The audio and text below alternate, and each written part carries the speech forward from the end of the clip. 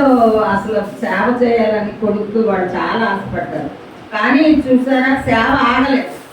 నాని ద్వారా సేవ జరుగుతుంది. నాకు చిన్నప్పుడు తెలుసు ఈ పిల్లలు వీళ్ళందరూ చాలా క్రమశిక్షణతో పెంచారు పిల్లని. మరి పాపను ఎత్తుకొని బాప్తీసం ఇప్పించాను నేను పాపకి. నేను చర్చిలో చిన్న పిల్ల చాలా బాగుంటుంది. చిన్నప్పటి నుంచి మా పిల్లలు చిన్నవాళ్ళు, ఈ పాప చిన్నది. బాబు కూడా చాలా బాగుండేవాడు. ఆ పిల్లోడు నిజంగా అట్లా ఇదవుతాడని ఎవరూ అనుకోలేదు. సరే, అది అయిపోయింది పానిపడు. కానీ పిల్లోడిని సేవ చేయలేనాడు కోరిక. నేను చూస్తాను చిన్నప్పటి నుంచి కూడా చాలా మంది పెంచారు.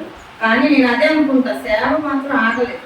పిల్లోడు లేకపోయినా నాని కంటిన్యూ చేస్తుంది. చక్కగా ఇక్కడ అలా డెవలప్ చేస్తున్నారు. ఇంకా భగవంతుడి దయ వల్ల ఇంకా జనాలు ఎక్కువగా రావాలి, చర్చి బాగా జరగాలి, మంచిగా ప్రార్థనలు ఇక్కడ నేను కోరుకుంటున్నాను. మా కుటుంబం నా గురించి జ్యోతులు ఎప్పుడు ప్రార్థన చేయండి అమ్మా. మీ ప్రార్థనలో అందరూ నాని కుటుంబం ప్రార్థన చేయండి. ఈ చిన్న సాక్ష్యం దేవుడు దీవించును గాక. స్తోత్రం.